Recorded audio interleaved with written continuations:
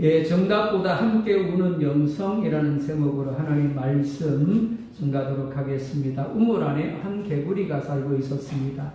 태어나서 지금까지 늘 우물 속에만 살았습니다. 그러다 보니까 자신이 보는 하늘이 우물 테두리만큼의 크기인 줄 알고 있었습니다. 아, 하늘은 저렇구나. 그런데 어느 날 홍수가 나면서 우물이 넘치게 되어졌습니다. 그리고 우물 밖으로 나오게 되면서 하늘은 자신이 알고 있던 것과는 비교가 되지 않을 정도로 크다라는 것을 깨닫게 되어졌습니다. 같은 개구리입니다. 하지만 우물 안에 있을 때는 우물 테두리만큼의 고정관념을 가지고 있었습니다. 그것이 진리인 줄 알았습니다. 우물은 조만한 거야. 만약 누군가가 그렇지 않다라고 한다면 개구리는 목에 핏대를 세우면서 싸웠을 겁니다. 말도 안 되는 소리 하지 말라고, 보라고, 우물이 하늘이 저만큼 있지 않느냐라고 이야기했을 겁니다. 그런데 그가 우물 밖으로 나오게 되었을 때 그가 가진 고정관념이 무너지는 것은 물론이고 생각의 영역이 넓어지게 되어졌습니다. 이는 우리도 마찬가지입니다. 사람들은 자신이 보고 듣고 배우고 경험한 것 안에서 생각, 특별히 고정관념이 만들어집니다. 문제는 그것을 절대라고 여기고 전부라고 생각한다라는 겁니다. 내가 아는 하나님, 내가 경험한 것이 절대적이다라고 생각하며 타인을 재단하고 정죄한다라는 겁니다. 하지만 이는 결코 하나님의 뜻이 아닙니다. 그리고 진리도 아닙니다. 오늘 본문은 이러한 인간 지식의 한계 그리고 전통이나 교리가 사랑과 분별을 잃어버렸을 때 얼마나 잔인한 폭력으로 돌변할 수 있는가를 분명하게 보여주고 있습니다.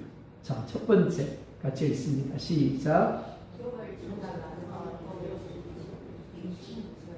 예, 첫 번째로 오늘 본문은 욥을 찾아가서 욥을 공감해 준 친구들을 말씀을 합니다. 11절 함께 봅니다. 시작.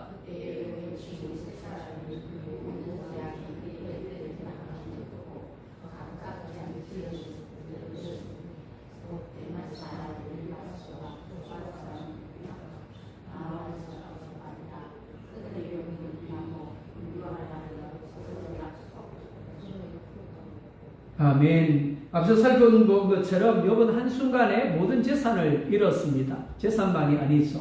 종들을 다 잃었습니다. 그리고 또요, 7 아들과 딸 3을 잃었습니다.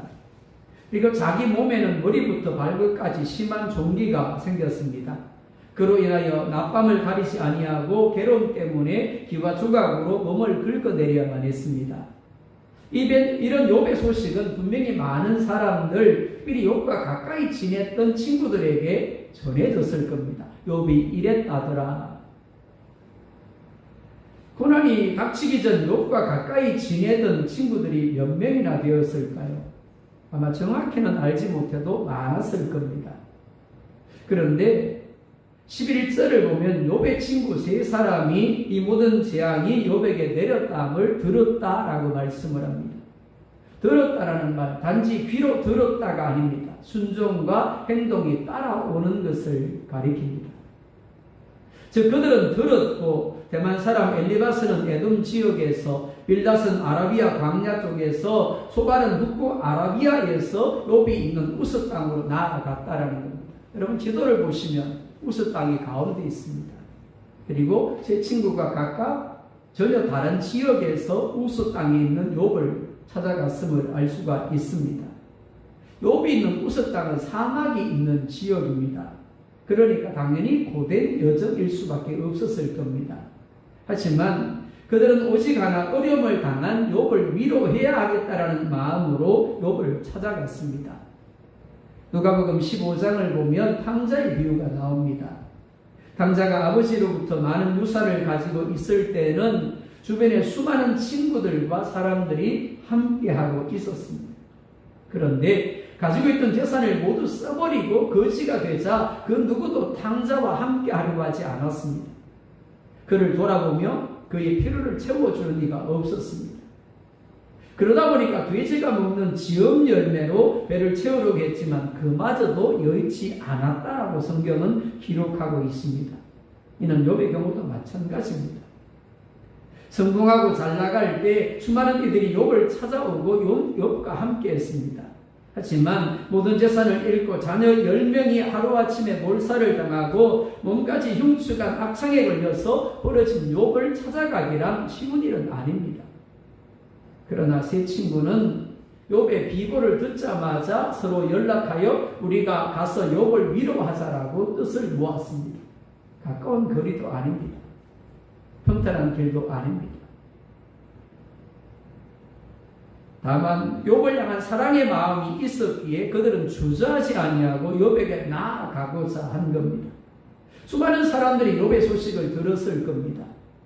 어쩌면 불쌍하다고 생각하며 또 그렇게 말을 했을지 모르겠습니다. 어떡해, 아이고 불쌍해. 그런데 욥을 찾아간 사람은 겨우 3사람 뿐이었다라고 말씀을 합니다. 교회 안에서 정말 필요한 사람이 바로 이런 사람입니다. 교회 공동체 안에 어려움을 당하는 성도가 있을 때 어떤 사람은 불쌍하다고 생각을 합니다. 어떤 사람은 말로 기도하겠다라고 합니다. 반면 어떤 사람은 직접 찾아가서 그의 이야기를 들어주며 위로합니다. 자기 시간 그리고 자기 물질을 쓰면서 함께합니다. 어떤 것이 주님이 원하시는 방식이겠습니까? 야고보서 2장 15절과 16절에 보면 이렇게 말씀을 합니다. 함께 봅니다. 시작.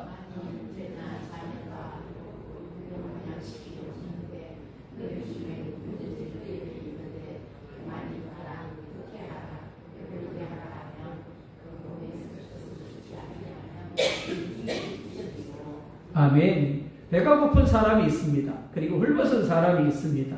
당연히 먹을 것이 필요하고 입을 것이 필요하다는 것을 압니다. 그리고 불쌍히 여기기도 합니다. 그래서 이렇게 이야기를 합니다. 너 배고프구나. 빨리 가서 맛있는 국에다가 밥을 말아 먹어라. 너 춥겠구나. 빨리 가서 두터운 옷을 꺼내서 입어라.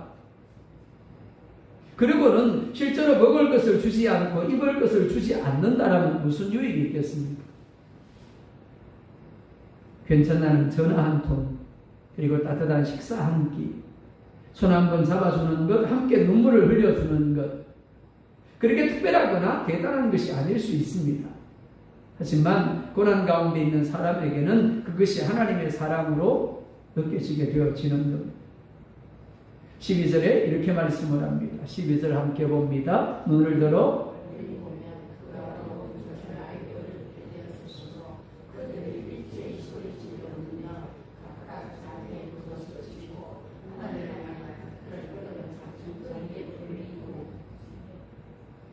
욥의 모습이 얼마나 처참했던지 친구들이 욥을 찾아갔는데 멀리서 욥을 알아보지 못했다라고 말씀을 합니다.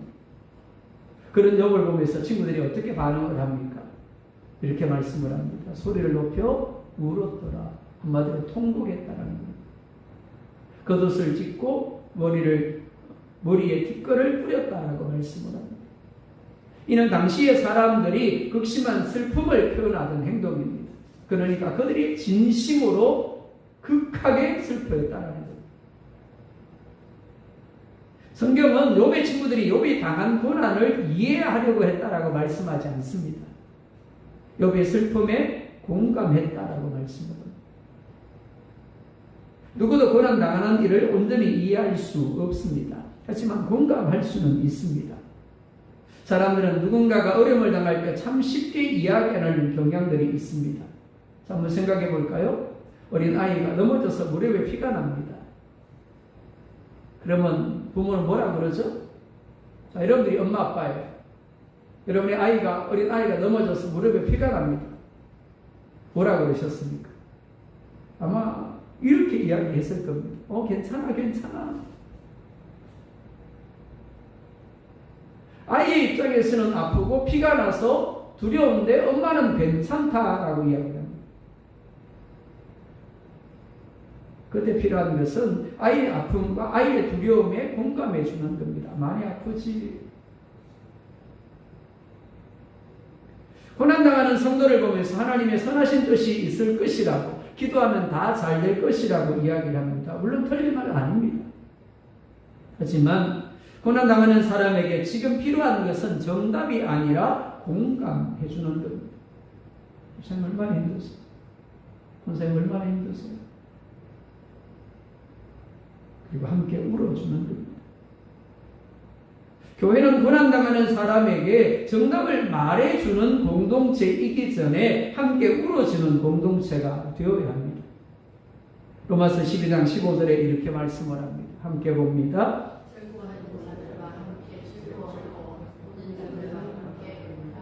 뭐라 말씀합니까? 우는 자들과 함께 울어라. 울고 있는 자들에게 정답을 찾아주려고 하지 마라. 당신이 뭘 잘못했는지 아십니까? 당신이 왜 이렇게 고난을 당하는지 아십니까? 당신이 왜 이렇게 고통당하는지 아십니까? 정답을 찾아주려고 하지 말고 함께 울어주라. 함께 아파해주라. 예수님이 먼저 우리에게 그렇게 하셨습니다. 자신을 십자가의 제물로 되어주심으로 우리와 함께 우는 자가 되셨죠.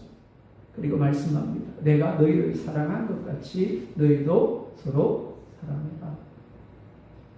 여러분은 다른 사람의 아픔을 너무 쉽게 판단하거나 해결하려고 하지는 않습니까? 여러분은 정답을 말하는 사람입니까? 아니면 공감하는 사람입니까? 두 번째 있습니다. 시작. 두 번째로 남의 아픔과 나의 아픔의 다름을 말씀을 합니다. 13절 함께 봅니다. 밤낮 7일 동안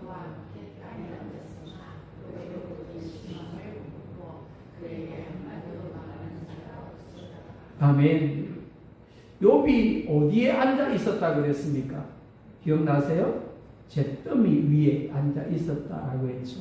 욥이 있던 장소는 쓰레기들을 버리는 장소, 쓰레기들을 태우는 장소라고 했습니다. 그러니까 친구들이 7일 동안 욥과 함께 있는 것이 결코 쉬운 일은 아닙니다. 그런데 그들은 모두 욥처럼 스스로 낮은 자리, 즉 땅에 앉아서 함께 하였다라고 말씀합니다. 뿐만 아닙니다. 7일 동안 함께 하였지만 욥에게 한마디도 말하는 사람이 없었다라고 말씀을 합니다. 그저 욥의 곁에 머물며 함께 했을 뿐입니다. 앞서 살펴본 3장에서 욥이 7일 만에 입을 열어서 자기 마음을 솔직하게 이야기한 이유가 여기에 있습니다. 그래서 함께하는 것, 그것이 가장 큰 위로이고 힘이 됩니다. 그런데 1절과 2절에 이렇게 말씀을 합니다. 함께 봅니다. 대만 사람 엘리바스가 대답하여 이르되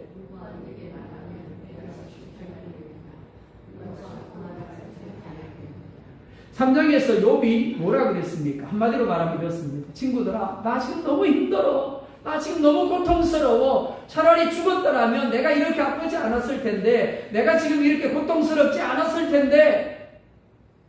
그 말은 뭡니까? 나 위로해줘. 나 좀 알아줘. 이런 이야기입니다.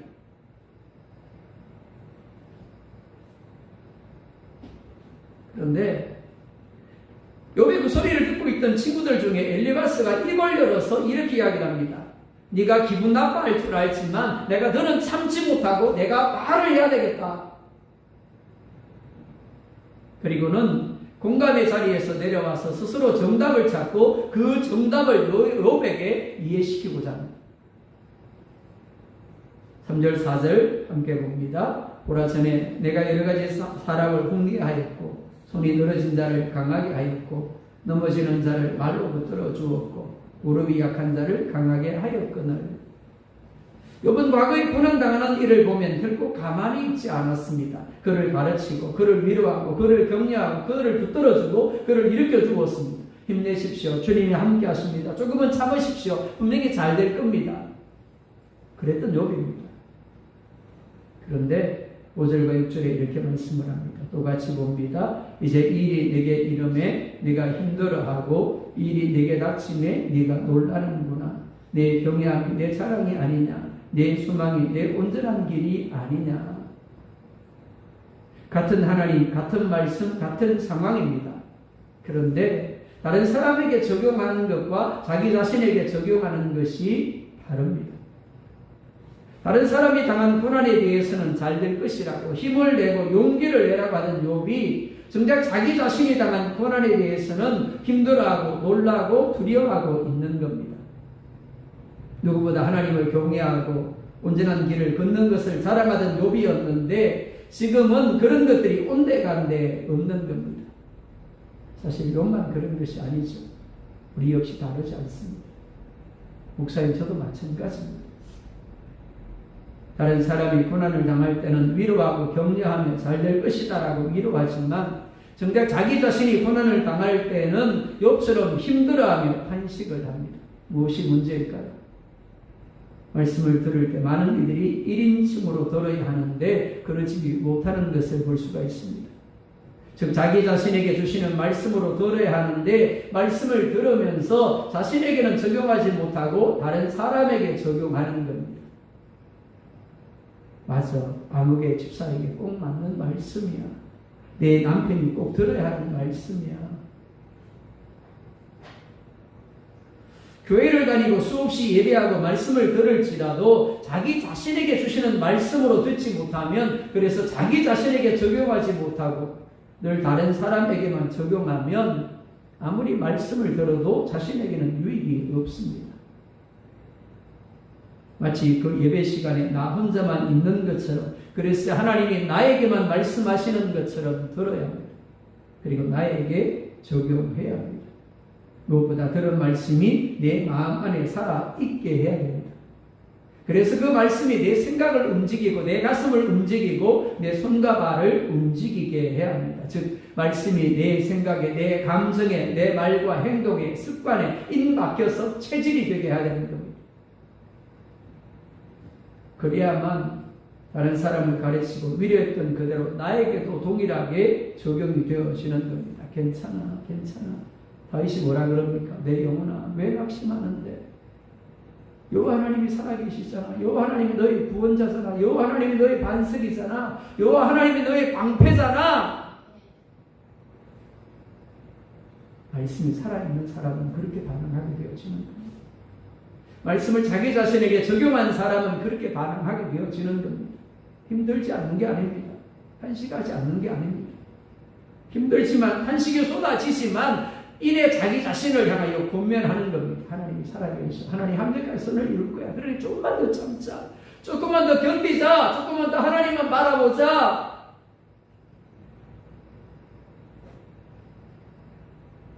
여러분은 말씀을 다른 사람에게는 잘 적용하면서도 정작 자신에게는 잘 적용하지 못하는 믿음은 아닙니까? 오늘 여러분의 마음 가운데 말씀이 살아있습니까?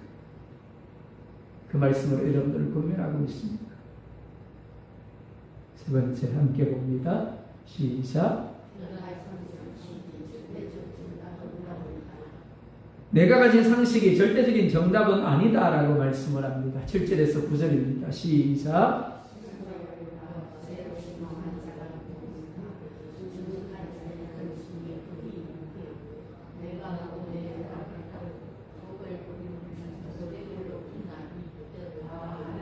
이 가운데 멸망하고 그의 국경에 사라지느니라. 아멘. 엘리바스는 확신을 가지고 이야기합니다. 죄 없이 망한 사람이 어디 있느냐? 네가 뭔가 죄를 지었으니까 이런 벌을 받는 게 아니냐?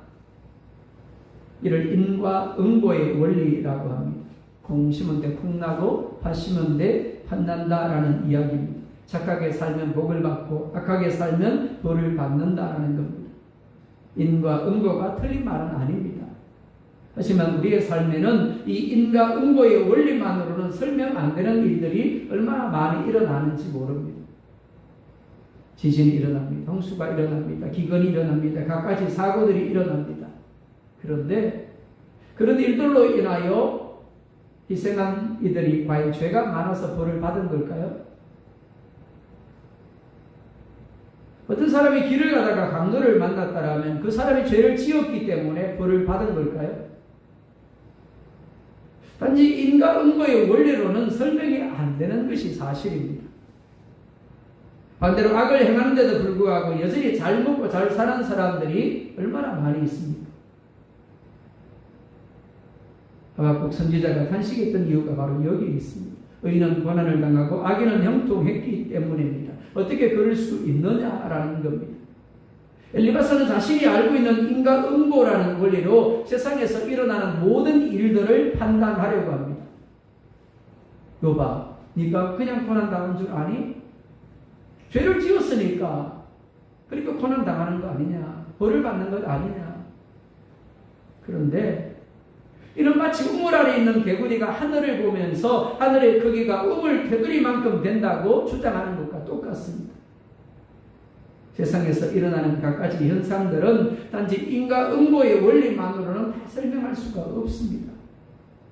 왜냐하면 워낙 예외적인 일들이 많이 일어나고 있기 때문입니다. 하나님이 하시는 일은 우리가 가진 지식으로는 도저히 이해하거나 설명할 수가 없습니다. 문제는 엘리바스처럼 자신이 가진 지식이 절대 지식인 것처럼 진리인 것처럼 생각한다라는 겁니다. 엘리바스 역시 지금 욥이 고난을 당하는 것을 죄를 지었기 때문에 벌을 받는 것이라고 단정하면서 욥에게 회개할 것을 요구하고 있는 겁니다. 문제는 그러면서 그것을 욥을 위하는 것으로 착각하고 있었다라는 겁니다. 나는 지금 욥을 위하는 거야. 욥아, 제발 회개해. 너 잘못한 거야. 그래서 벌을 받고 있는 거야. 엘리바스만 그런 것이 아닙니다. 이 시대를 사는 우리에게도 이런 모습이 있습니다.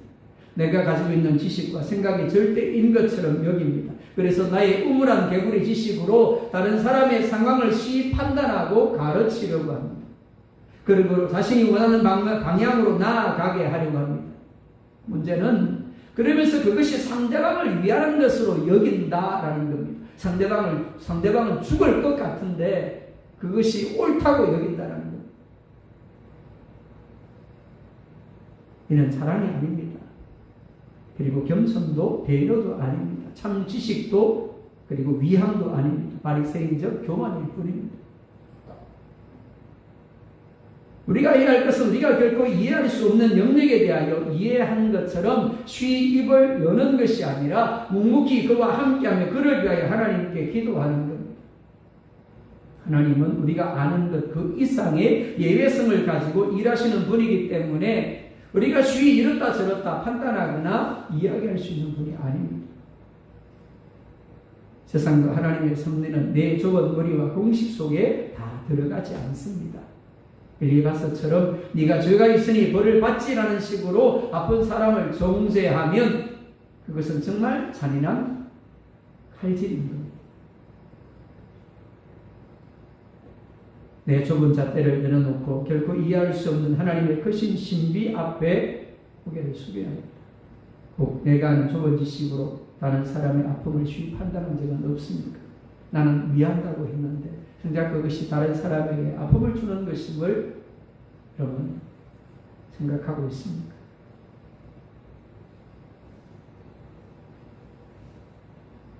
같이 읽습니다. 시작. 내가 겪은 신앙 체험이 절대적인 정답은 아니다라고 말씀을 합니다. 12절에 14절입니다. 시작.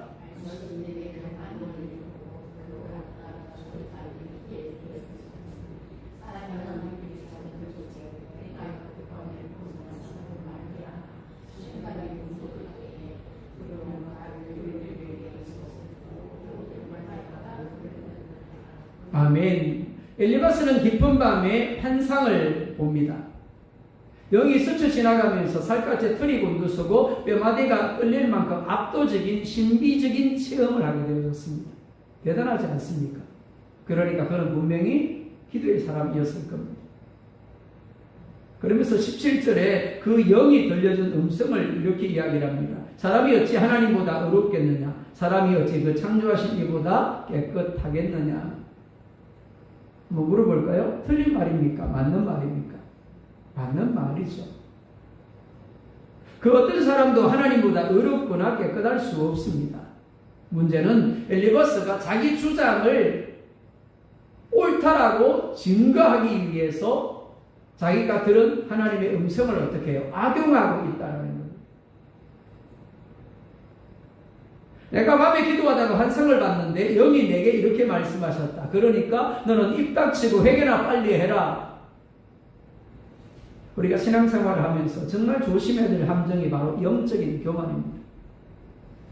내가 금식함에 받았던 은혜, 부흥회 때 눈물 콧물 쏟으며 체험한 성령의 역사, 내 인생의 고난을 이겨냈던 방식은 참으로 귀하고 복된 것들입니다. 환상을 보았습니다. 하나님의 음성을 들었습니다. 성령의 역사, 능력을 체험했습니다. 좋은 거죠, 그죠? 그렇지만 내가 그 방식으로 은혜를 받았다고 해서 하나님이 다른 사람에게도 반드시 똑같은 방식으로 역사하셔야 하는 것은 아닙니다. 교회 안에서 오랫동안 신앙생활을 하시는 분들, 특별히 기도를 좀 많이 하고 영적 체험을 많이 한 이들이 실수를 하는 부분이 바로 이런 것들입니다. 자신이 겪은 신앙적인 체험에 절대적인 가치를 부여하면서 다른 사람에게 그대로 적용하려고 하는 겁니다. 엘리바스는 자신이 경험한 작은 체험을 가지고 욥의 고난과 인생 전체를 다 꿰뚫어 보는 것처럼 이야기를 합니다. 넌 이래서 고난을 당하는 거야. 우리가 가진 지식, 우리가 가진 경험은 우물 안의 개구리 지식과 경험에 불과합니다. 그렇기 때문에 우리가 알지 못하는 지식의 영역, 경험의 영역이 더 크고 더 넓습니다. 이를 인정해야 됩니다. 그럴 때 우리는 얼마든지 예외성을 인정하게 될 것이고 쉬이 판단하거나 교만히 말을 하지 않을 것이고 더 크신 하나님을 전적으로 의뢰하게 되어질 겁니다. 말씀을 뵙습니다. 사랑 여러분, 여러분의 주변에 갖가지 일로 남모를 슬픔으로 눈물 흘리는 이가 있습니까? 힘들어하고 아파하는 이가 있습니까? 신앙의 공식, 세상적인 지식으로 쉬이 가르치려 하지 마시기 바랍니다. 기도가 부족해서 그래. 다 뜻이 있으니까 참아. 이렇게 하는 거야. 저렇게 하는 거야.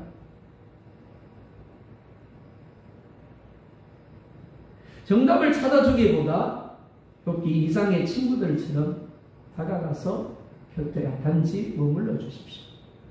그의 손을 잡아주고 그를 안아주고 그의 등을 두들겨주고 함께 울어주십시오. 그 친구의 사랑이야말로 굳게 닫힌 우물의 벽을 깨뜨리고 하나님의 광대하신 위로를 흘려보내는 가장 거룩한 통로가 되어줄 것입니다. 그런 저와 여러분들이 될 수 있기를 예수님의 이름으로 축복합니다. 기도하겠습니다.